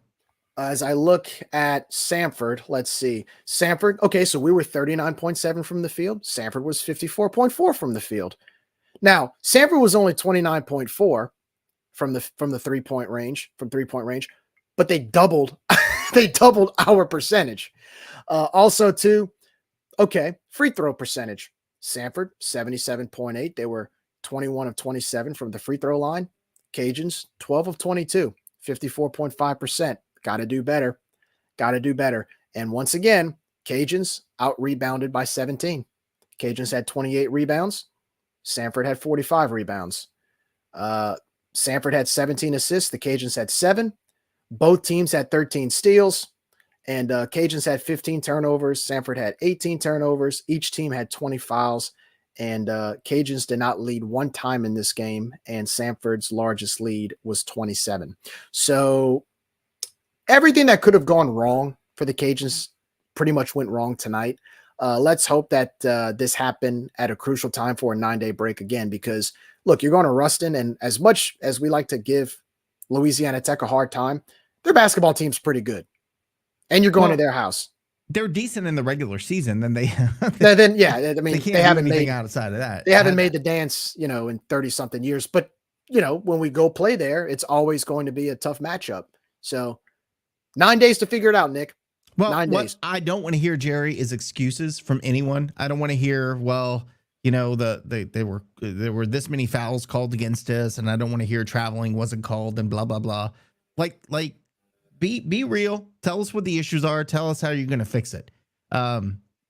Because, it doesn't matter how many fouls the other team had tonight. It doesn't matter if traveling wasn't called. I saw a couple of bad calls, that should have gone our way that didn't result in the 24-point loss or however many points we lost tonight. That was a team loss. That was a team effort to get beat that bad by Samford. So again, no disrespect to Samford. I'm sure they're a solid basketball team, but you would expect coming off of an NCAA tournament appearance where you hung with Tennessee that you'd perform better on the road against Sanford tonight, and we just didn't cut it. So, and again, I know Jordan Brown's not with us this year. He's riding the bench in Memphis or wherever he is. He's at Memphis now, right? So he's riding the bench wherever he is. And I get that we don't have him on the team, but we got to figure out how to win without Jordan Brown. And we've done that several times. And again, look, we've had some good wins this season, but just really disappointing performance when you go on the road in Sanford. And I think from what I've heard, it was going to be a tough game, but a tough game to me is losing by 9, losing by 6, not getting completely dominated. That was just disappointing tonight. Well, there's no excuse. You lost by 24 to a team you dominated last year. Well, there'll be excuses, Jerry. And I don't want to hear, and look, I don't want to hear, well, they had the game circled on their calendar because we came to town and we were the team, we were the big game for them. I don't want to hear that. We're past that. No excuses. We're past that, Jerry. I don't know if others are past that. Well, our fans have been, we've been past that a long time, but there's no. Tonight you lost by 24. There's no excuse. I don't want to hear about how many free throws the other team. It's the same thing when we lost to Toledo. Oh, well, they shot more free throws than us. Well, we gave up an 18-point lead. Yes, sir. Inconsistent. Got to get better. Yep. Got to get better. I agree. So, all right. Now let's get to the bread and butter of this conversation tonight. We've talked enough about, the Cajuns football game against ULM. We've talked basketball. We've talked about what's going on around the Sun Belt. First of all, before we talk about this, if any of you are a Raging Cajun season ticket holder for football and you have an email address that they send information to, you should have received a survey from the university or the athletic department on what your thoughts were for game day experience at Cajun Field. We've posted it all over social media. We've shown you where to go. Make sure you answer that survey. Give them your feedback, because here's why. Look, some people think we complain all the time. Some people think if you go on Raging Page and people complain, their fans complain, blah, blah, blah. This is your chance to give them legitimate feedback. This is our Yelp. This is our Google review. If they're asking you for a good review, give them everything that you think that was good, that was bad, that was great, that was awful, that you would want them to do again, that you wouldn't want them to do again come next year for game day experiences. Give them your feedback. So if you received an email a few days ago about the game day experience, it's a Survey Monkey fan survey. Make sure you answer it. Make sure you respond. Nick, I had to get that out the way because, we always, we go on message boards and stuff and we give our feedback. Well, this is direct feedback back to the administration. Tell them how you feel and whether you like it or you don't, it's good or bad. This is your chance. Agree. It's like voting. Like you can't complain if you don't vote. It's the same thing. Like if you're not complaining and telling them exactly how you feel, then you can't come on here and complain. So please do take the survey. Let them know your true thoughts and feelings. If you didn't get the survey, I think it can be shared, right, Jerry? It's not linked to an email address. So what you can do is like the email you receive below it, I think it says forward to a friend. You can actually forward the survey to another email address. So like say, for instance, Nick, you don't have season tickets. If I receive an email, I can forward it to you via email. So if there's other people that didn't receive it, if you know somebody who did, have them forward you the survey and you'll be able to answer it as well. Perfect. Yeah. All right, Nick. Bowl projections. Now I'm going to start before we talk about what we heard tonight. I'm going to give a rundown of the bowl projections from what I saw in the media coming into tonight's episode. So as you all know, Cajuns are bowl eligible. We're going to a bowl game and there's, the bowl tie-ins. And because of the fact that there's so many bowl eligible teams, or I'm sorry, not enough bowl eligible teams in certain conferences and tie-ins, they have a lot of different places where they have us going. So I'll start. We tweeted out some information on the updated bowl projections recently, and I'll run through that real quick, and then we'll run through what we all saw and pretty much what's going all over social media. Nick, I know your phone's blowing up. Mine's blowing up because of the fact that this is such crazy breaking news. And of course, some information was leaked that we were able to provide for you. So first of all, I'll start off with what I've seen in the media as of today, where they have Louisiana going bowling. First of all, I'll start off with ESPN, both writers there. One of them has us going to the New Mexico Bowl, which is played on December 16th against Air Force. And the other writer has us going to the 68 Ventures Bowl, which is the bowl in Mobile, That'll be on December 23rd, and they also have us playing Air Force. So both ESPN, even though they have us in different bowl destinations, one in New Mexico, one in Mobile, both have us playing Air Force out of the MAC. I'm sorry, out of the Mountain West. The Mountain West. USA Today has the Cajuns taking on Iowa State in the First Responders Bowl day after Christmas in Dallas, where SMU plays. That wouldn't actually be a bad matchup. It would be a rematch of 2020. Always good to play a P5. 247 Sports has the Cajuns going also to the First Responders Bowl in Dallas against Air Force. CBS Sports has the Cajuns going to the Armed Forces Bowl on December 23rd in Fort Worth, Texas, where TCU plays against Iowa State. So again, I'm seeing a pattern here: Iowa State or Air Force. This one is kind of weird to me. Now, we saw some tweets recently about how there's a chance that two Sunbelt schools may be pitted against one another because of the amount of schools bowl eligible. Yahoo Sports has the Cajuns playing in the Birmingham Bowl on December 23rd against App State. I thought that was pretty interesting. No, I think that might be lazy is what it is. And look, you're going, I've tuned you out when you started talking about projections because nobody knows. I mean, we think we know now because of what we saw and will be discussed shortly, but nobody really knows. I mean, again, I think that's just lazy reporting. We're not going to play App State. I think there were early rumors that two Sunbelt teams would face each other, but I think the way things worked out, that's not going to happen. In my opinion. I don't see it. No, I agree. I don't see it. So that's the Yahoo Sports prediction. Again, Cajuns, they have them playing App State. Sporting News has the Cajuns playing in the Military Bowl in Annapolis, Maryland, where the Naval Academy is located, on December 27th against Blake Anderson's Utah State Aggies. Interesting matchup, Utah State out of the Mountain West. Fox Sports has the Cajuns playing on December 23rd in Birmingham for the Birmingham Bowl against Syracuse out of the ACC. That's kind of an intriguing matchup. Unfamiliar team, but a P5 and a winnable game against a P5. I believe Syracuse is now looking for a new head coach. So we would be playing a team with an interim head coach. Good chance for a win. Dave Schultz would be super excited if that happened. Yeah, exactly. Athlon Sports has the Cajuns playing in the First Responder Bowl day after Christmas against Wyoming. And last but not least, and this is where it's actually perfect entrance into the next segment, Brett McMurphy from Action Network has the Cajuns on December 16th heading back to New Orleans for the New Orleans Bowl against the Jacksonville State Gamecocks out of Conference USA. Of course, once again, Jacksonville State and JMU, both teams are bowl eligible, even though they're in the transitional period due to the lack of bowl eligible teams. So why does that leave us into the next segment? Well, about 30 minutes before we started recording, Nick, my phone started blowing up because somebody sent me a screenshot of Ticketmaster. And what was on Ticketmaster at the time for Raging Cajun football events was the Arnold Carriers New Orleans Bowl being played December 16th, and to purchase tickets. Now, we circled it. We sent it out and we were like, okay, this is odd, right? This is weird. Why are they have this on here and nobody's announced anything?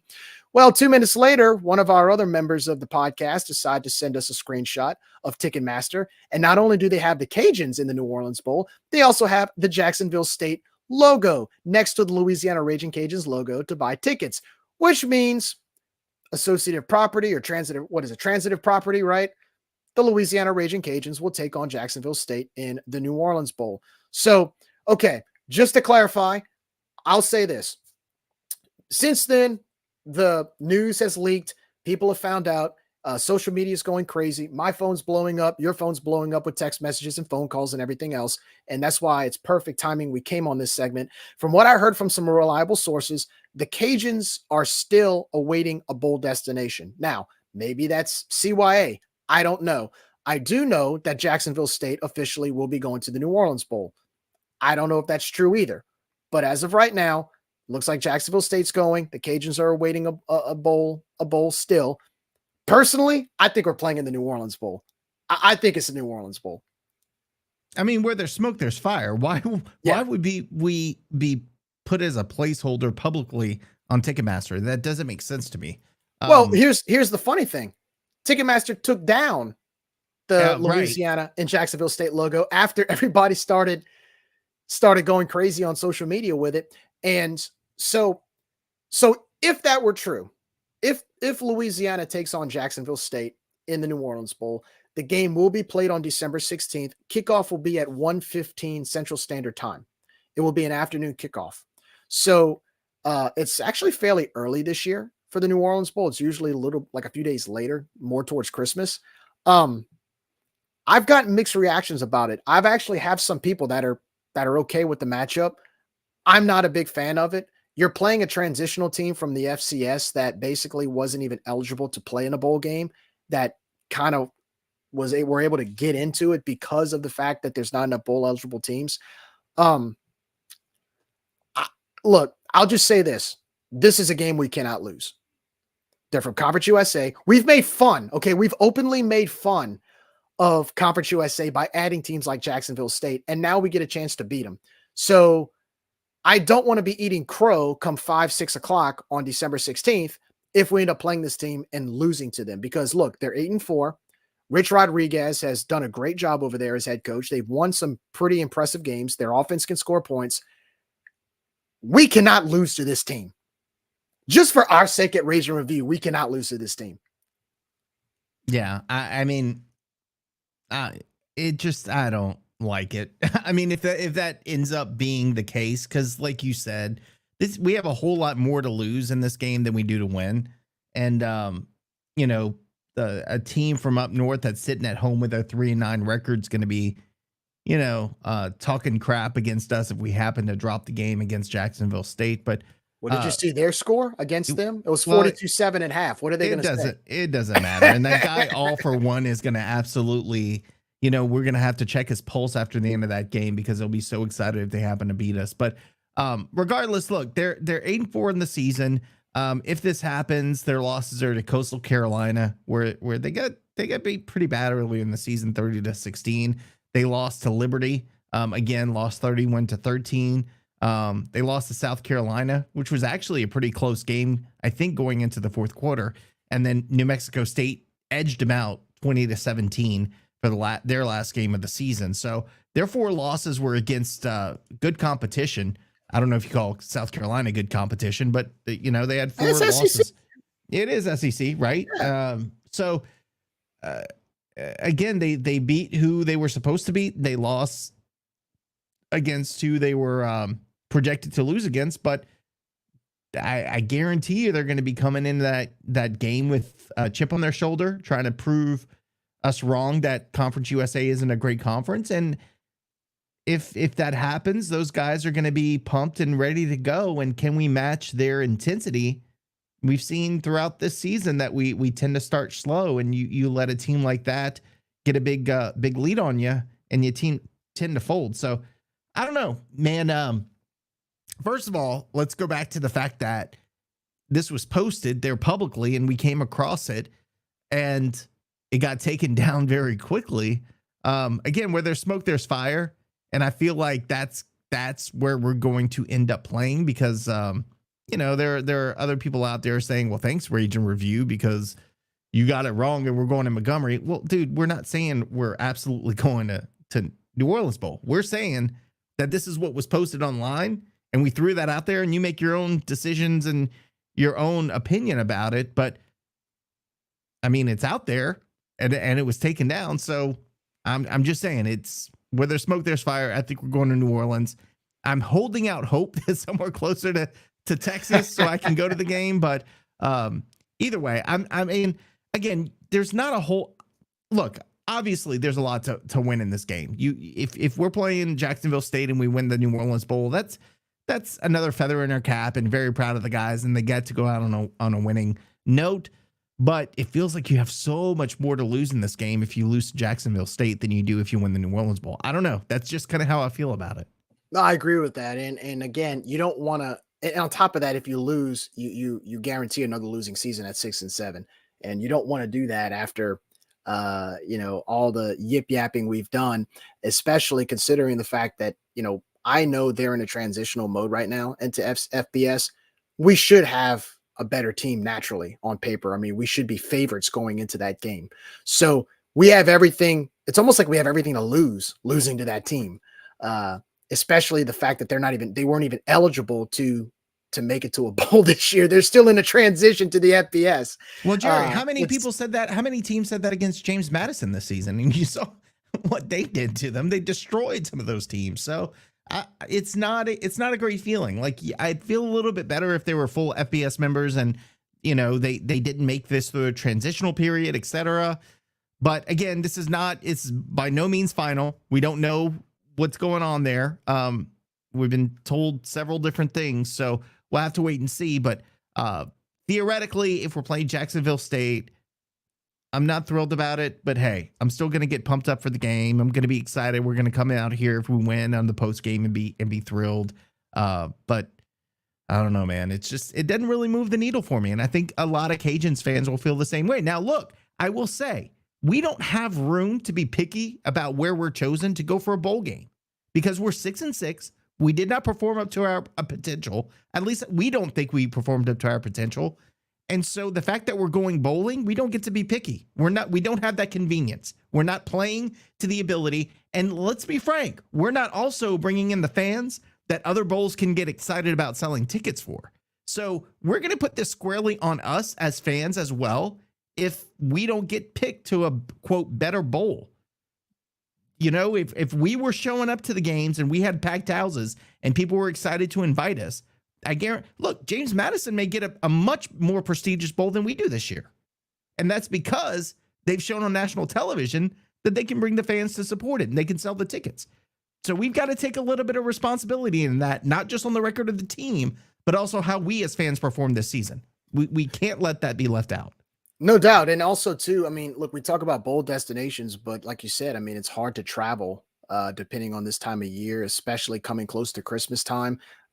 For me personally, it's, having a little one and just having family matters is hard. It's tough. I mean, New Orleans, believe it or not, would be more convenient for me personally because I'm closer. It's just like you in Texas. If there were a bowl game in Dallas or Houston, it'd be a lot easier for you to travel because of the obligations that you have elsewhere. So, I mean, I guess we do the best we can. I know this doesn't move the needle for a lot of fans, but at the same time, we still have to do our best to support this team. Even if you can't go to the game to watch, to support from your couch, or, if you have a watch party like Nick does, we have to find a way to support this team and try our best to close out this season in a positive way with a winning record. That's the goal right now. And as much as I hate to admit that, as disappointed as I was that this was not better than a 6-6 record, you can't just go out pouting about it, right? You got to do something and move forward with it. So, look, it's one of those games where you're playing a team in Jacksonville State that's going to be fired up. It's their first ever bowl game. And I know for a fact in New Orleans, they're going to bring a ton of fans. They're going to bring a lot of people. It won't be anywhere near what we brought the first time we went, but you're going to see a sea of red on their side and you're going to go, whoa, like they've got some fan support. So, if we go, we're going to have to counter that and show up and do the best we can to support the team and just hope for the best and win this thing. Yeah, and I think it not being Christmas weekend, may help in the attendance regard because we do have a lot of New Orleans-based Cajuns fans, so hopefully they would show up and some of our fans would make the drive. And it's not, as I said, it's not Christmas weekend. Maybe easier for some of our fans to get there. It's 1:15. You don't even have to stay overnight. You can make it a day trip. Just be very, very careful about where you park your vehicle when you go to New Orleans. But if it happens, we'll talk, I'm sure, a little bit more about that as we get closer. No doubt about it. Nick, I know right now we had promised that we'll open up the Twitter space. Is everything good? Do we need to, and look, if we have to scratch it, that's fine. Are you able to pick up the calls or are we having some technical difficulties with that? Yeah, I don't have anybody requesting, but we are having some technical issues. So we may have to just skip that for tonight. Okay, that's fine. So there you have it, folks. It looks like, and look, the news is rolling in right now. We're hearing that there's multiple sources telling us that we're going to New Orleans. And that's it. So right now, again, Ticketmaster taking it off. I mean, so much has happened in the last 2 hours with all of this stuff. The information being leaked, social media going crazy, Rager Review reporting it, and just, what? Even if we end up at another bowl, even if this is one big false alarm, you got to admit, it is pretty cool to see how people jumped on it quickly. And we're actually talking about these things right now, because I haven't seen news like this. I haven't seen this much activity about where we're going and the football program this fast, like we've seen it all year personally. Yeah. It's something, I guess, to get excited or disappointed about. I think we have, it's sad to say, but a lot of our most engaging podcasts are when bad news happens, or we lose a game. Everybody wants to vent and tell you how you feel. But this kind of feels a little bit different. You've got some people on one end of the spectrum that are saying, sweet, New Orleans, easy trip. And some who are saying, absolutely not. I'm so sick of New Orleans. So just great to, again, like you said, just get the conversation going, because it really hasn't been out there. There've been some chatter about where we may go, et cetera, but hearing the fans having one opinion or the other and just talking about it, the more we talk about Cajuns, whether it's good or bad, the more the Cajuns are out there, and that's a benefit to the program. So like you said, it's just good to see things kind of the chatter starting to get going a little bit. Yeah, I've noticed over the last couple of weeks, or actually the last week or so, we've tried our best to create some content on social media across the board, whether it's pictures of the construction going on, whether it's topics we want people to discuss or would want to discuss with our fans and UL fans in general.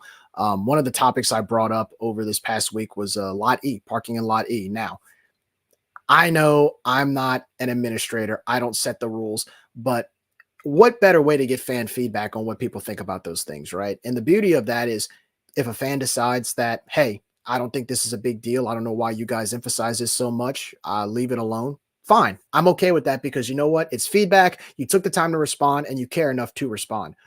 I was very surprised, Nick, at the number of people that agreed with saying we should open up Lot E for like general parking or more opportunities to tailgate at, to create more activity. I was actually surprised by the number of responses we received for that. And again, if any administrators listening, we're not doing this to start controversy. Okay. We're actually helping you get free feedback for what fans think about these kind of things, because it is important. It is. I mean, to have a chance to come into the parking lot, create more activity inside the parking lot, and just create more of an atmosphere inside of the Cajun Field lot compared to what we've seen. I mean, I park in Lot E. It's a wide open space. There's nobody there. And, I hear, well, you can buy a season pass and all this stuff. People aren't buying passes there. It's empty. Why not find a way to make some money by charge 10 to $20, make sure it's fair, as opposed to what you're charging for the RCAF members to get the pass, and let people park in there and allow more activity inside the parking lot. For people will be inside the gates. It'll create more fun. I mean, am I off there, Nick? No, and what was great to see is not that they just clicked on a poll and said yes or no. What they did was they commented and told us why, the whys. My kids work those games, and I guarantee you they would pay $10 to park there so they didn't have to park at the Cajun Dome. I'm elderly. I don't want to walk a long way, but I can only make 1 or 2 games a season. I'd rather not, pay a lot of money to have premium parking, but I'd like to have that for the 1 or 2 games I can make it. There were a lot of comments based around this that you like to see, the reasons why people are saying what they're saying. But I think, look, and we've talked about this quite a bit. I mean, this goes back to the pricing on the tailgate spots. And look, I'm not denying the fact that we need revenue, and we need to get revenue from all sources. We can't give things away for free. I totally get that. But the common theme from what I heard, again, at one of the tailgates last year, I think it was homecoming, unsolicited, just overhearing a conversation when I was sitting in the RV lot, was somebody saying, yeah, man, we used to bring our RV out here every single weekend for every game, but they just got too expensive and now we can't afford it. So you can't charge the prices for a premium product when the product that you have isn't premium anymore. And look, when the demand was there, I get it. When it was sold out and you raise the prices, I get it. That's free market. That's what happens. Capitalism. That's the way the world works. But when there's no longer a demand, You can't continue to charge the prices that you charge and expect those customers to come back. You've got to adjust somehow. So I think there just, again, needs to be a revisiting of this in the off season to come up with something that can satisfy both sides, that can satisfy not only the people who have been RV lot holders and parking pass holders for years, that can satisfy them and be reasonable for them, but also on the one-offs. If you want to come, it shouldn't cost you twice as much as somebody who's, parking there all season. There should be a common ground to be able to satisfy both the one-time and the two-time tailgater or parker as there is for the normal person. That brainstorming needs to happen in the off season, because what you're doing is you're just running those people off and they don't want to come. And it could be as simple as when you have the grass lot open, have somebody out there from the RCAF on the sidewalk going, hey, by the way, you can buy a pass for the rest of the season for however many bucks.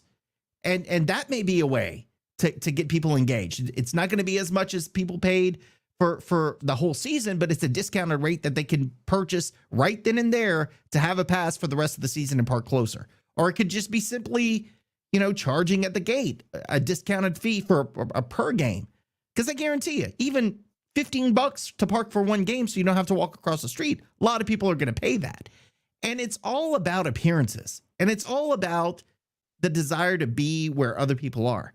And when you have empty parking lots, and we've said this before, when you have empty parking lots, even though it's not necessarily empty inside the stadium, you could have parking at Blackham and all this stuff. But when you have empty parking lots right by the field, aesthetically, it's not pleasing. And it looks bad, and it looks like nobody's there. It looks bad, man. And who wants to be at a party? Who wants to be at a party that nobody's at? Exactly. Right? Thank you. Like when I drive down River Ranch and I see Rhythms on the River, and I see cars parked along the median of Camellia or along by City Club where everything is just jam packed, I'm gonna do a double take and go, man, I want to go check that out. But when you go past by Cajun Field and nobody's there, and you see there's a bunch, like maybe 2 or 3 people tailgating in one little corner, I'm gonna, if I'm not a fan and I'm looking, I'm like, man, there's nobody here. I'm gonna keep driving. I don't want to go see this. It's perception. And like I'm saying, I'm not trying to cheapen the product. I realize we have to have income. We've got to have revenue, but we also have to meet people in the middle. And when the product on the field is not where you expect it to be versus where it was 3 or 4 years ago, we could charge those prices when we had a full parking lot full of people. But even when we were ranked nationally, we still didn't have a full parking lot, and our RV lot wasn't nearly where it used to be because we priced a lot of those people out. So we need to revisit that. You may have to get the same revenue to fill up all those spots.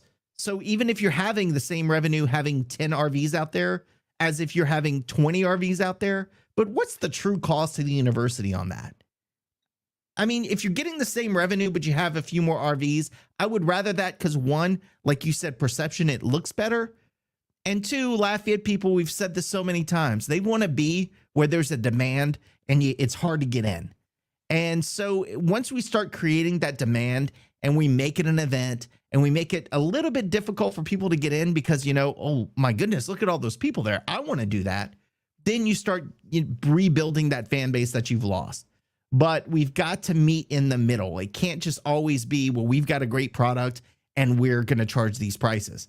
That's not working for us. And it looks bad.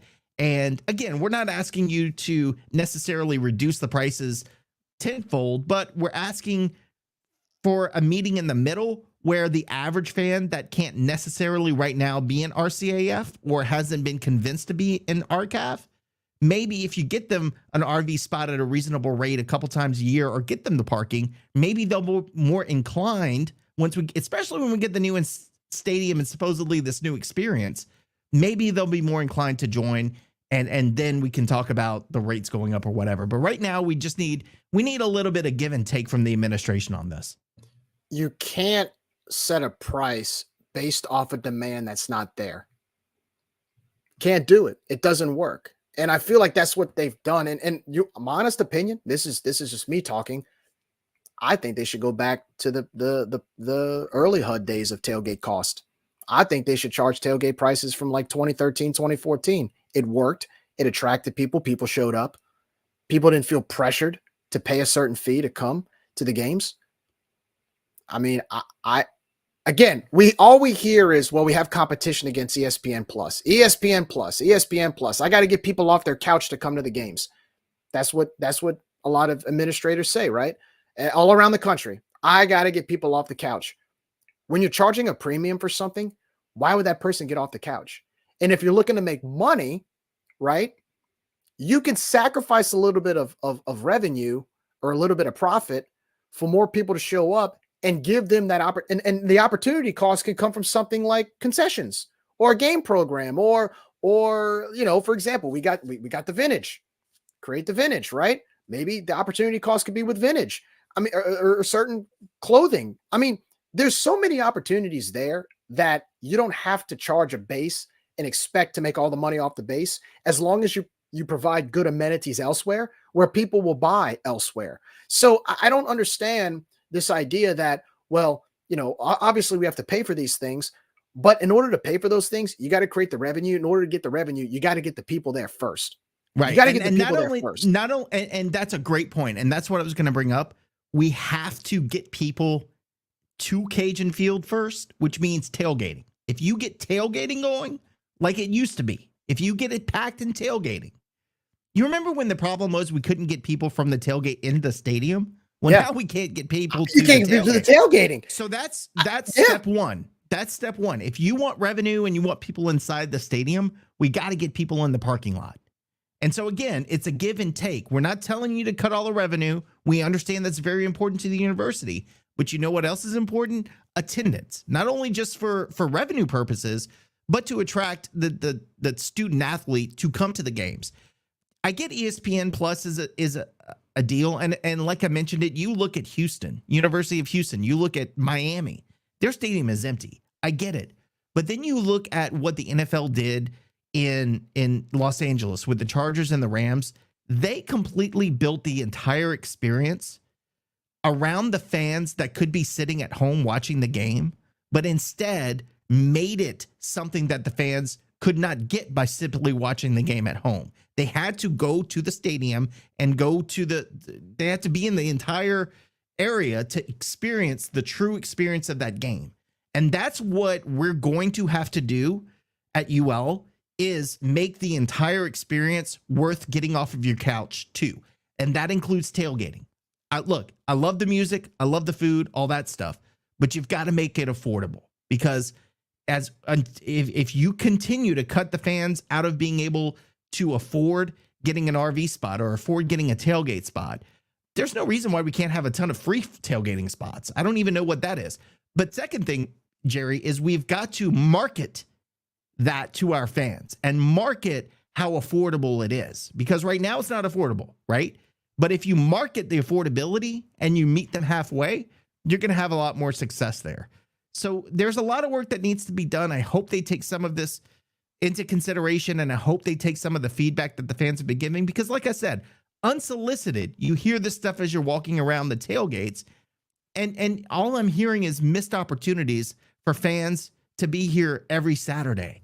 And we just miss out on that because we're not willing to meet them halfway. So I think that needs to be done in conjunction with the new stadium, because the new stadium will only take you that far. We got to get people in the parking lot before we can get them into the stadium. If you don't change the habits of what you're doing and expect the new stadium to fix all of that without changing yourself, it's not going to change. The stadium will look pretty. It'll look nice, but the problem is that it's not going to change. If the conduct continues and the business model you're using right now continues in spite of the new stadium, nothing's going to change. And I understand I understand the mindset of the pretty building and the pretty stadium creates that value for those premium costs. But it doesn't change the fact that if the economy is not good, people aren't going to spend the money. You know what they're going to do? They're going to go to the game once or twice. They'll splurge once or twice. They'll experience the new stadium and how pretty it is. By game 3 or game 4, they're back home on their couch watching the game on TV. Oh, I had that experience. That was fun. I'm going to just go back home and watch it. It was okay. Oh, the scoreboard's still too loud. Oh, they're playing music at inappropriate times. Oh, the music, I don't like the music being played. Like the things that we're dealing with now during game day experience, if that stays on with the new stadium, that's not going to convince people to stay and come back. Those are the things that need to be fixed before worrying about all that other stuff. I mean, look, Yeah. we've said that the new Teague, Russo Park, we've talked about sometimes the music selection there every once in a while is not the same as what it was at the old Teague. And maybe that might have scared away a few fans. Not saying it's the right thing to do, but what I'm saying is a shiny new building is not going to fix anything if you don't change the intricacies of the game day experience, which includes tailgating, music, the concession stands. I mean, look, in my opinion, Nick, you're in the heart of Acadiana, dude. Instead of selling hot dogs, sell boudin. Go call Billy's. Go get. There's 20 different places in Lafayette that will be more than happy to help UL out at the concession stand and serve boudin or serve jambalaya, something local that our fans know that only means something to us. That's unique to us. We talk about uniqueness, but yet we still sell hot dogs and chips for a premium. I mean, what's so unique about that? And you get the cheese on the side. You get the cheese in the bag, like this nasty bag cheese. I mean, I get better nachos at the gas station. I mean, come on, man.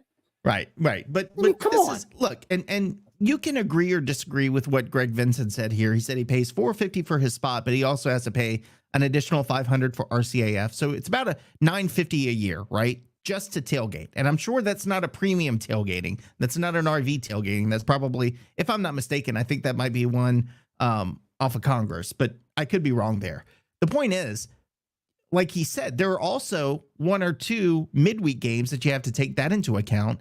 So if you've got 5 home games, let's say it's a bad year and you only have 5 home games, and 2 of those are midweek, you only have 3 Saturdays that you're paying almost $1,000 for just a tailgate. Yeah, that doesn't include the food. Now, that you might say, oh, $1,000 a year, that's not bad. Well, you also got to buy food, alcohol, you got to buy your tickets. If you've got season tickets, then you got to give to the RCAF.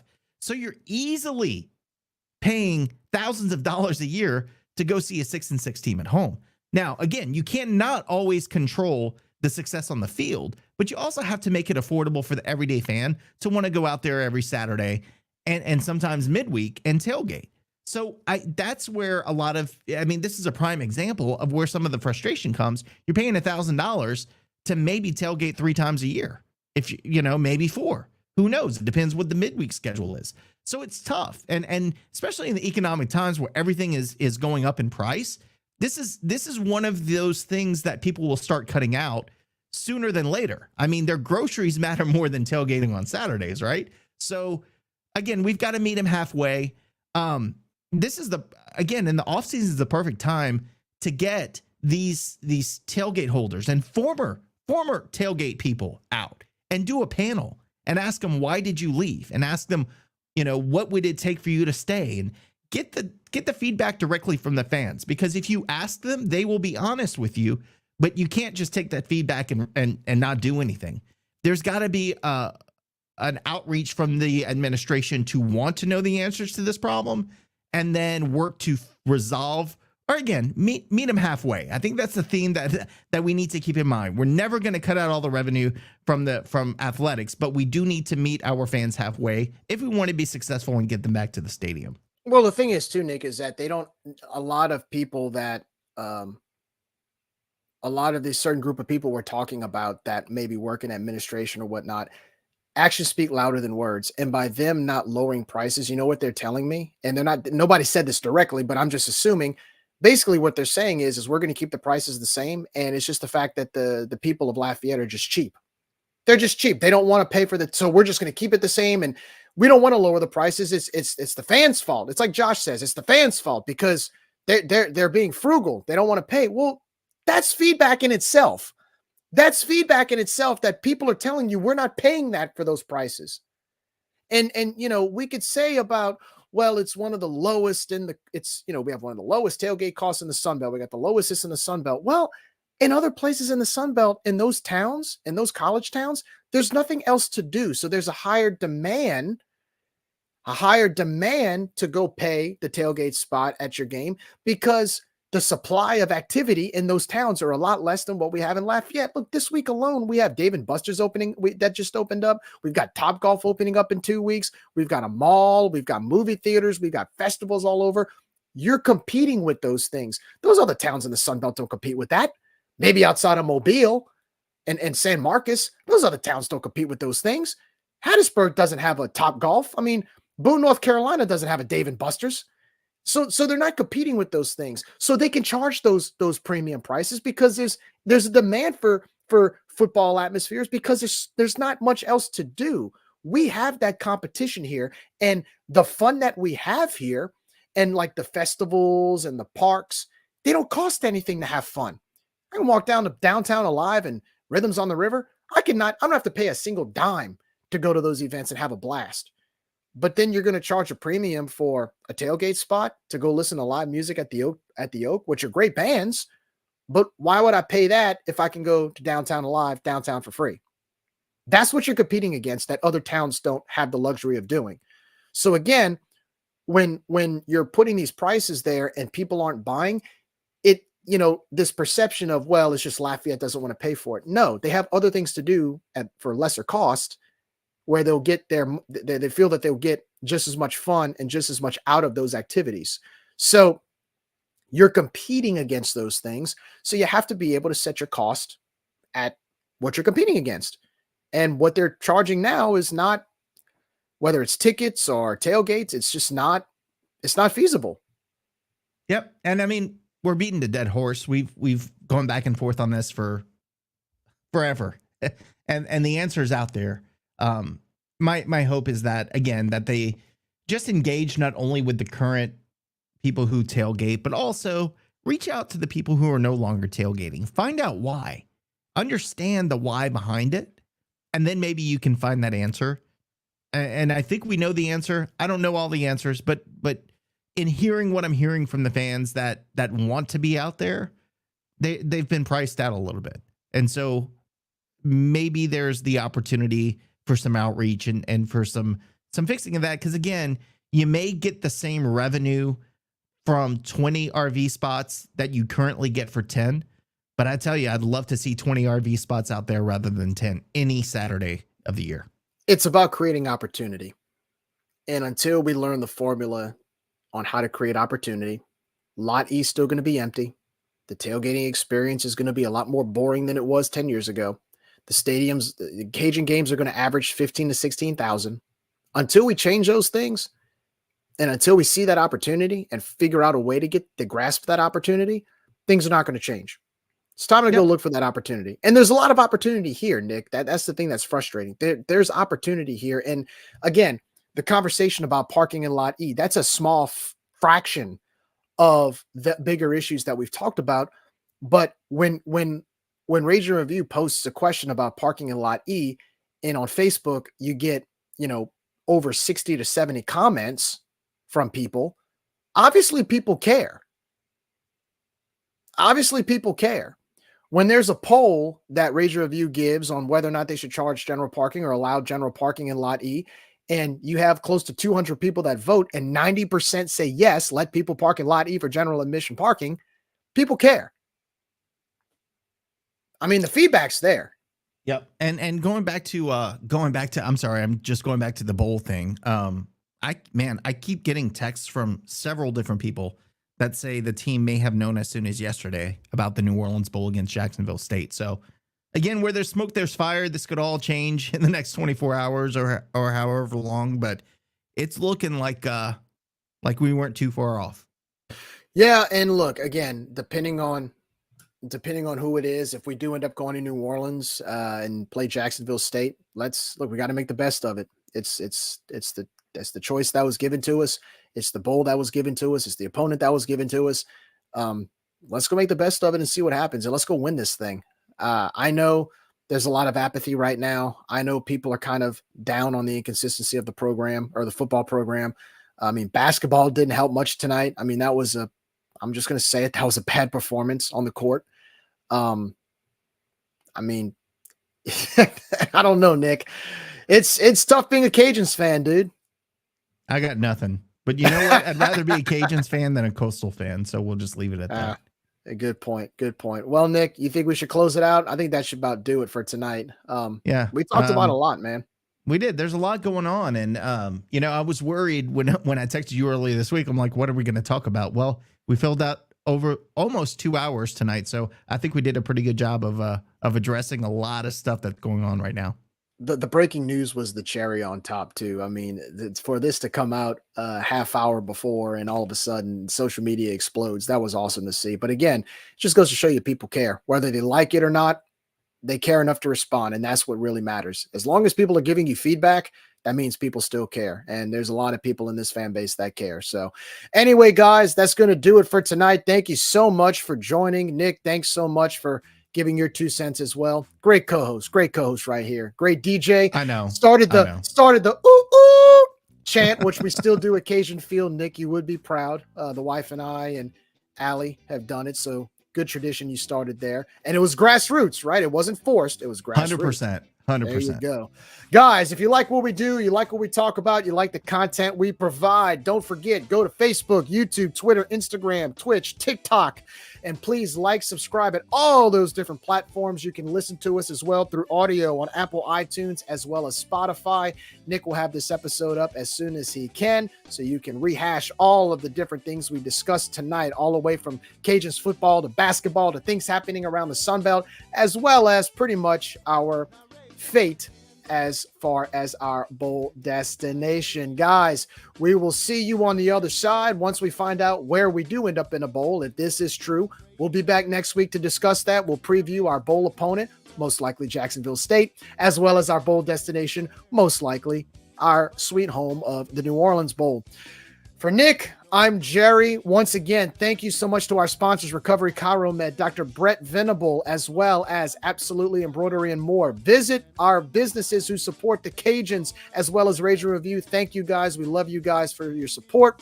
And to Cajun Nation, as always, for Nick, I'm Jerry. And in the words of the late, great Big Dave Thibodeau, bye. We out of here. See you next week for more Rage Review.